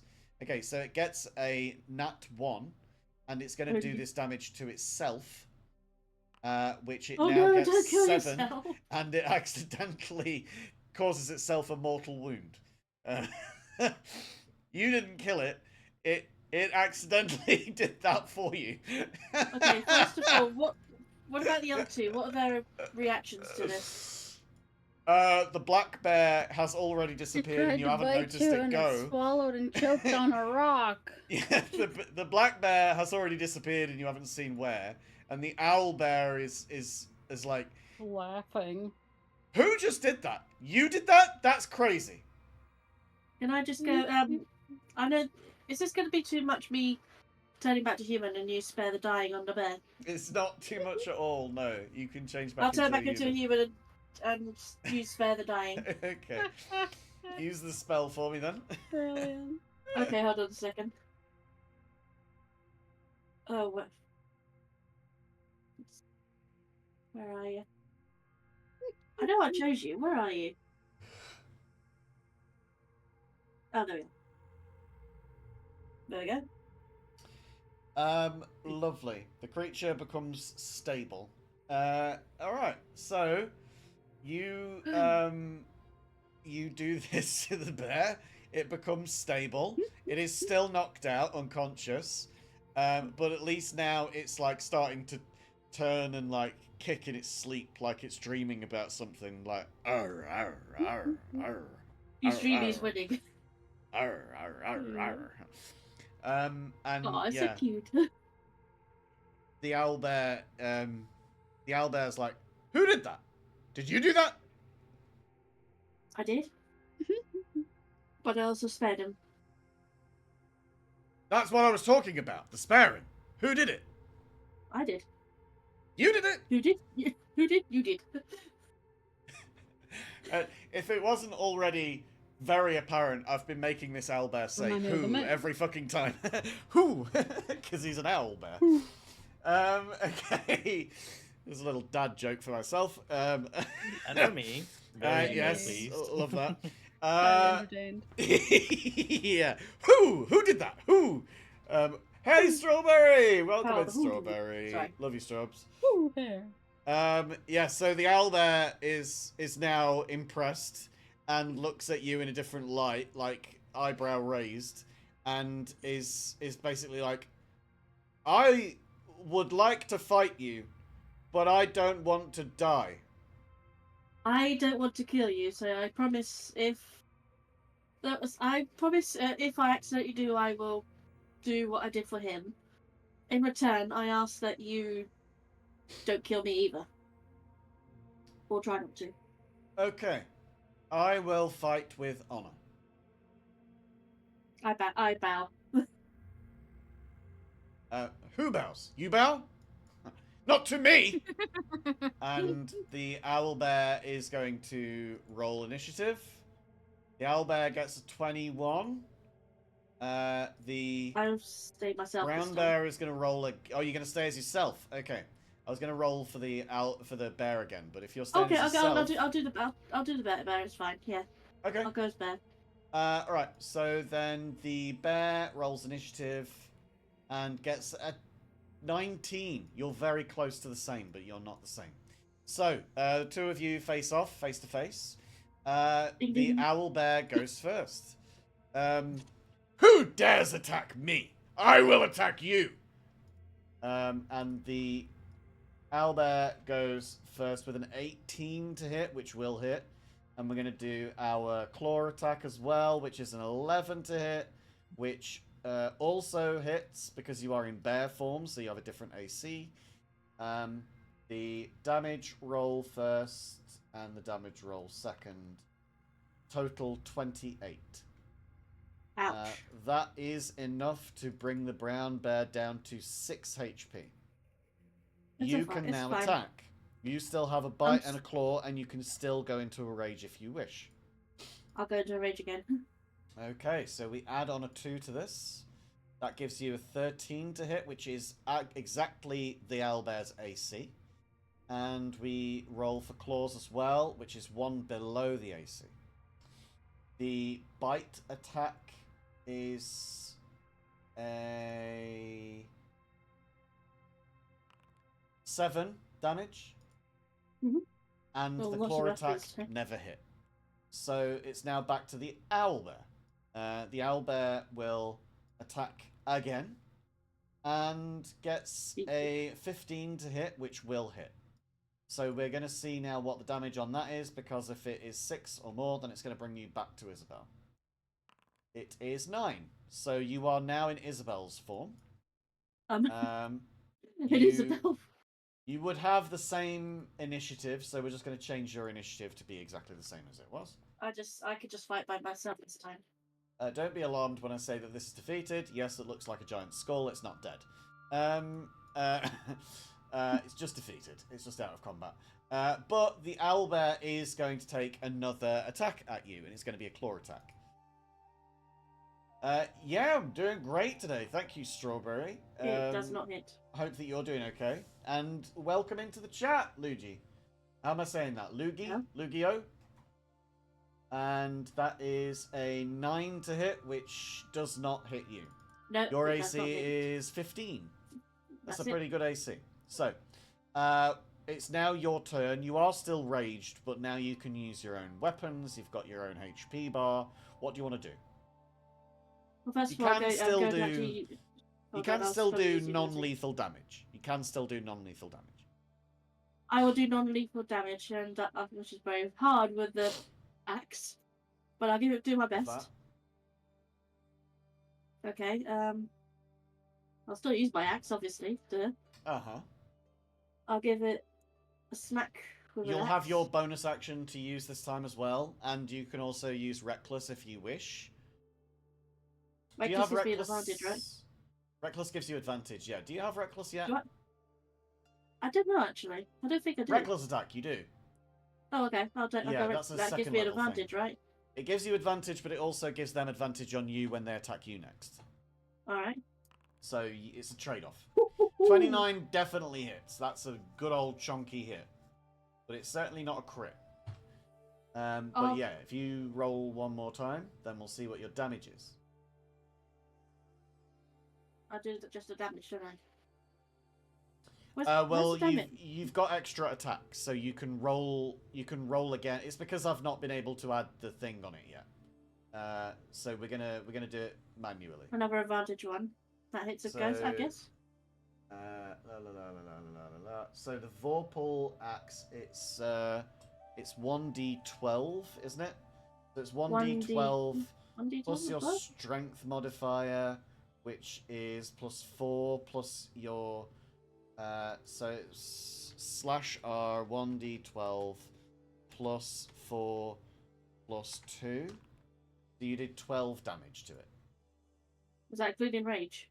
That includes rage, yes. Okay. So it is now down to 40 HP out of 59. Okay. Did I only hit once then? That was your first attack. You've got a second one. Yeah, you did hit it that time. I did as roll well. it, didn't I, by accident? Yeah, you did hit that time as well though. Okay. Right, so +4 +2. That is 13 off as well. So he is now down to 27. Who did that? That hurt! You do also have... You've got your bonus action as well, because you used That Rage was my last bonus action. turn. Oh, right. So you've got extra attack, but you could use Frenzy attack if you wanted. How do I do frenzy? I've never done that. It's a bonus action to do an extra attack, basically. I don't think I've had that. I haven't seen that. Do you not get it? No, Oh, that's a I've never different. seen That's a different class. It's a different path. You're a path of the Totem Warrior, so you don't get to use it. Damn. Oh. Well, shame. Yeah, you don't get a frenzy. Yeah, you could use a spell if you wanted. I'm not going to use a spell. That sounds like cheating. I'm doing this honorably. Fair enough. Fair enough. I'm only using spells to heal. Well, the owlbear takes its turn, and it is going to get a 22 on the first hit and a 22 on the second hit. So it hits both times. That is 7 damage on the first and 18 on the second. That's a total of 25 against you. But you will only take half of that because you are raged. It's now your turn then. I forget it had advantage, but we can waive that. It's fine. You sure? Alright.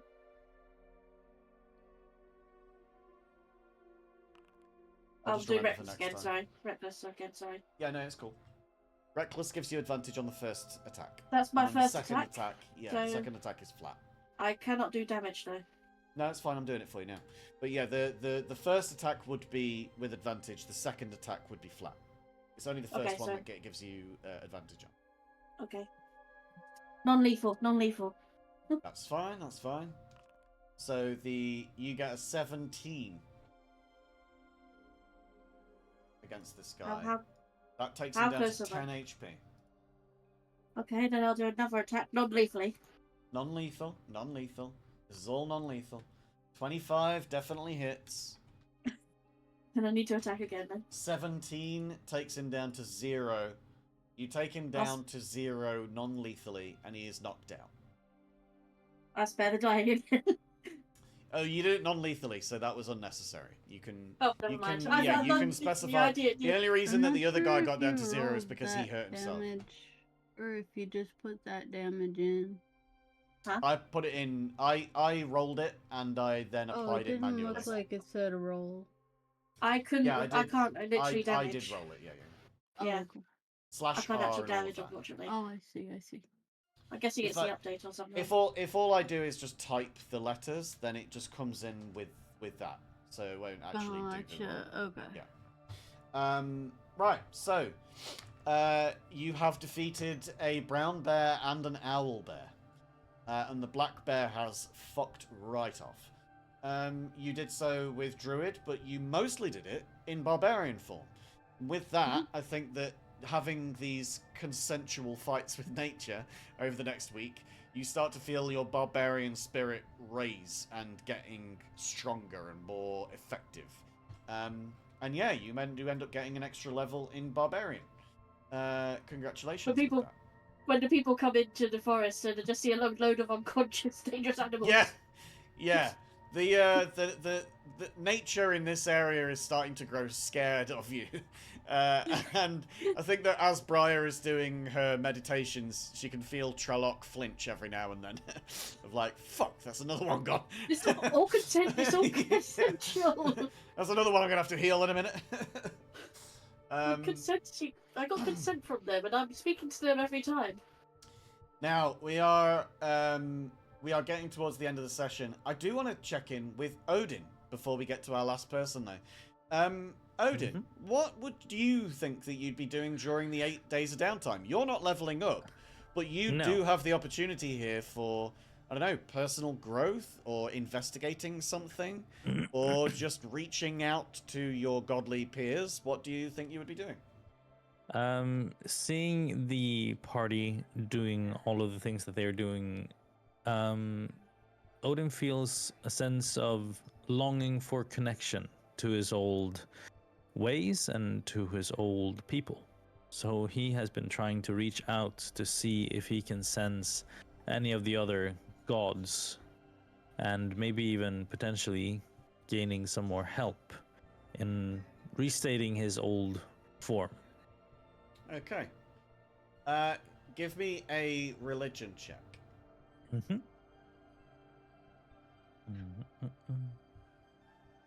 There we go. And Ooh, a 22 is very good. I will tell you now that if you had rolled below a 10, then the god reaching back to you would have been Ox, and it would not have been a Ooh. good experience. oh, okay. Good job that you got over 20, though, because that means that you actually get a good one. Anything between 11 and 19, and I was going to give you a neutral one. Okay, so 22 is basically like free game. Whichever one of the gods you particularly feel like reaching out to in the Norse pantheon, you may, but only one of them. And it's going to be a message out to them. Ooh, now this is a tricky one. I will give you time to consider this as we spend another few minutes with Briar to explore further into nature. And then I we'll will come back return. to you for the end of the session, and you can tell us what message you're sending and to whom. I will ask for you to limit it to 25 words, and there will be a reason for that. The others will already know, and any regular viewers will know as well. But we'll get back to you and all will become clear. But yes, 25 words specifically, maximum 25. Briar, we come back to you Hello. once more. You've been meditating over this week. You've got your hands in the soil, and you're starting to feel more and more comfortable with it. Where before you were wearing your armor and your cloak and your vestments and all of your clerical accoutrement, shall we say. Now you're starting to feel a little bit more connected. You don't really feel like walking around the village in your shoes so much is that much of a priority now. You can feel like, you know, you're able to take your armor off every now and then, feel the wind flowing through regular clothing. You don't need to be wearing this scale mail every single day of the week, especially when you feel like you're in safe hands with so many people around you. So you feel even more connected as the days go on. You feel this reach into the earth is starting to not go in one specific direction, but you can feel like almost you are spreading roots yourself. Like every time that you reach into this earth, that you are feeling your feelers are reaching out through your ethereal energy, through your force of spirit, and you're feeling this force of nature is coming back towards you.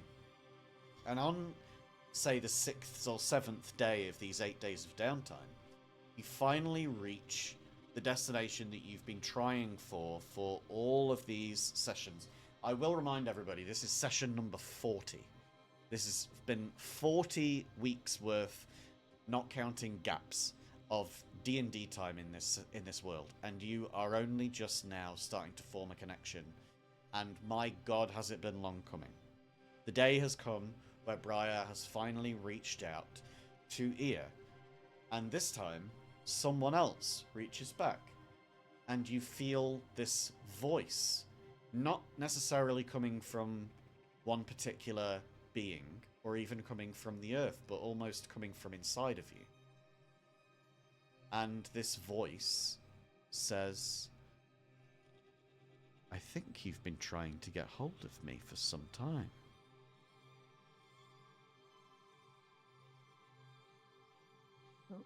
Who is this? I'm known by many names. Most recently, Ear. Well, you sounded a bit like someone else for a minute. Above table, it sounded like nobody. That's why I was like, who is that? Oh, this one's... I've definitely given this one an English accent, not a Scottish one. Because I did think, do I give all of them Scottish accents? No, that'll be too much on the nose. Then you'll never have a simple conversation between all 5 of them. No, this one... Yeah, no, she talks to you in this accent and says, "Most recently, I've been known as Ear." I've been trying to get your attention for a long time. I have to be honest, I was starting to lose faith a little bit. I have to admit, I was tempted to find another source of adoration. You feel her push on a part of you. Do you let her in? Yes. You can feel this. It's not a warmth. Nature is warm, can be warm, but it rarely is. Nature is. It's not sacrifice. It's more succumbing. It's allowing yourself to be with everything else. You don't warm up the environment to be you. You cool down to be a part of it, and that's what you feel now. You feel this sort of like a resonance that's reaching into your soul, but allowing yourself to cool to accommodate it so that it feels more comfort. And you feel that as her cool grasp reaches into you. And she says, "Oh, well, not to put this too much on the nose, but I think you've been barking up the wrong trees. I'm not Ia. Never really was." Who are you? Well, many have forgotten my name, and I was only ever given the name by your people. But between my sisters and I was known as Mephite.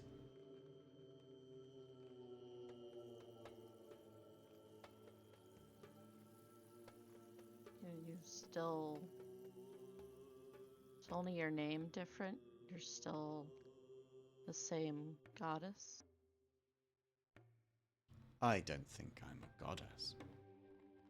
I am what I am. Mephite is not so much a name as it is a description. It means the one in the middle. I am at the center of all things. I am the earth itself.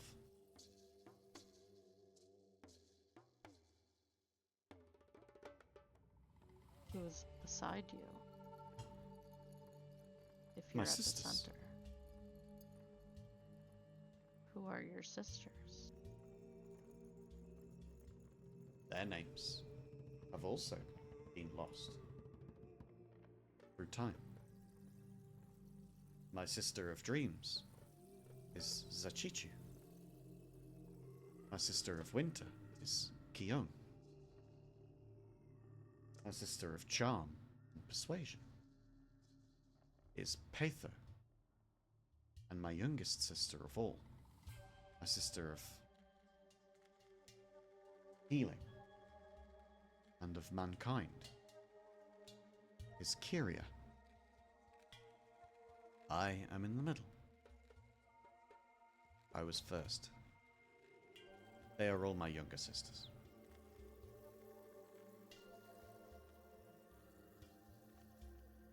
How can I keep from losing contact with you again? You I rely on you- your blessing. You never lost my contact. You simply forgot what it is that I am. Or perhaps those who taught you forgot over generations. But I am not one thing. I am all things. You will find me wherever you look. You just need to know how to listen.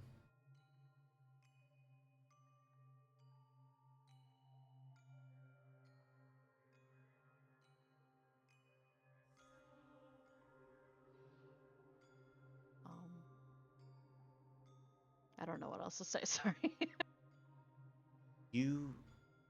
I feel inside of you, and I am hearing through your words that you are trying to gain control over that which you have lost. Is this accurate? Indeed. This is where you fail. Nature is not, cannot be controlled. when you go with the river, you allow the river to take you where it goes. You do not fight the river. You will always lose. Do not fight the sun as it grows flowers and crops towards it. They go where they must. The sun is their life. So the earth too is your life. Do not fight against it in order to find some control. Whatever control you find there will only be fickle. I don't want to fight it, but I am struggling to harness it properly. With time, Do you have any advice? you will come back to me, and we will work on this together. Will you answer me when I seek your guidance? Briar, I always did answer you. You just didn't know how to listen. I will teach you.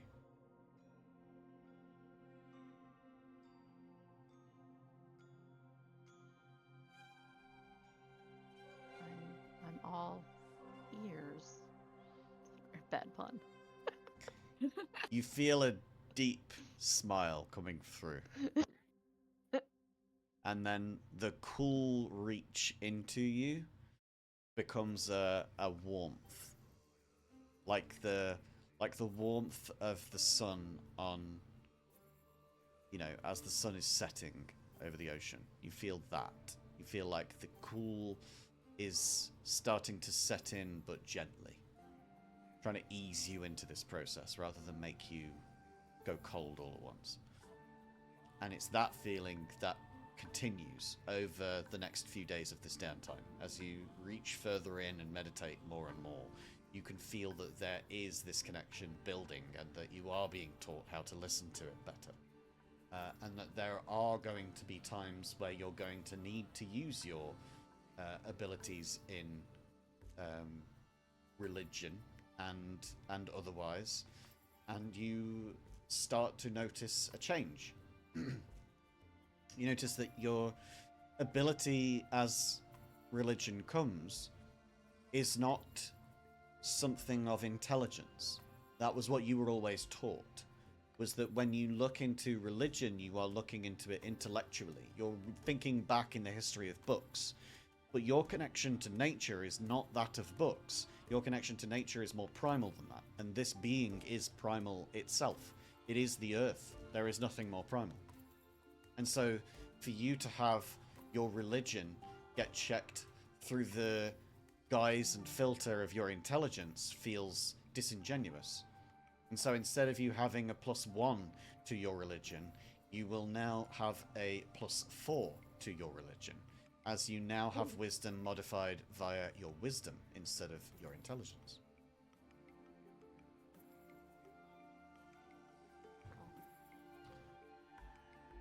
Little bonus there. As we move on from Briar, and as Briar starts to meditate more, and as Katie tries to understand what the fuck I've just said, we're going to move on to Odin and see. Yeah, go on. I do have one more thing I'd like to do in the downtime, although Go for it. don't know if I can really roleplay it because Ruby's not here. But We can wait until Ruby's back. I do think that Briar would want to like ask Ruby for some like exercise techniques, like push-ups or something, how to get stronger. Cool, yeah. I think Just come with me to the forest. Yeah. We'll fight some bears. Yeah. Find some bears for you to fight, yeah. Right, well, yeah, no. Well, Ruby's got her whole downtime thing. Victor's got his whole downtime thing. And we've got the rest of Ash's downtime thing that we're going to be doing next week anyway. So we'll get back to that. Now, though, we're going to go to Odin. Yes. You've got 25 words for me, I believe. If you want, you can Yes. type them into the chat, and then I'll have them to copy and paste. Or you can just tell me, and I'll write them out. But what do you want to say? So first and foremost, I think I'm contemplating between two gods to choose from for Odin Okay. to contact. One of them is Idun, Okay. the goddess of youth. Because I feel Cool. like Odin is quite vain and believes a lot of his power comes from being stronger and younger again. Mm-hmm. And the other one is because he's been held here for so long and stayed here, he doesn't know who to blame precisely, but he wants revenge for being trapped here and being stripped of his powers.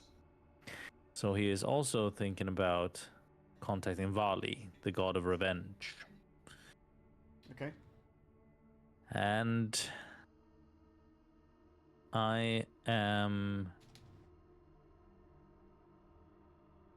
going to contact Idun. Okay. And the words I want to say, 25 of them, you said? Yep. I will type them out just for myself real quick. By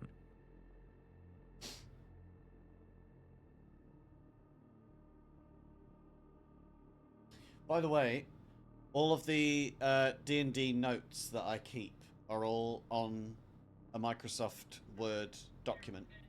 And so far, it is 25,500 words long. 148 pages. That's the notes that I keep. That's crazy, right? What smells really good? It's freaking wild, man. Yeah. Someone's watching telly. Yeah, that's my other half. Oh, we love Gid. Gid's a good one. Gid was in our first campaign. Played a rogue on a first character. Hadn't really had that much experience in D&D. Yeah. And didn't enjoy playing a rogue so much because they were an assassin rogue, and it rarely ever came up. The ability to, you know, take someone out before they act in combat. Because that's really the only thing that an assassin rogue can do. And so we role-played, and we figured out that instead, we could make a new character, and we could retire that character. And so that character went off and had a lovely relationship with a was it a werewolf, female werewolf? So we had a lesbian elopement in my first campaign. Hell And then yeah, lesbian love. We love it, and then we love queer love, and then love is love. Then in the character that came through was one of 4 squirrels, because they were in the afterlife. This was an awakened squirrel, and it was one of 4 squirrels that one of the player characters, who was a furbolg, had killed in the first session. And so that squirrel came back as an awakened squirrel in the afterlife, and Gid played that squirrel. And so we ended up having this whole hilarious. complicated like relationship between the two, where they were now allies, and one of them had murdered the other one, and they were both meeting in the afterlife now. And yeah, it was crazy. It was really good, really fun. Yeah.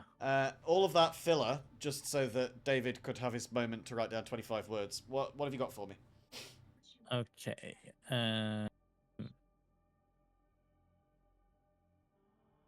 Okay. So, the 25 words are as follows. Eden, Yes. I am in need of your help. Powers are weakened by old age. Grant me power of youth, and I will owe you one.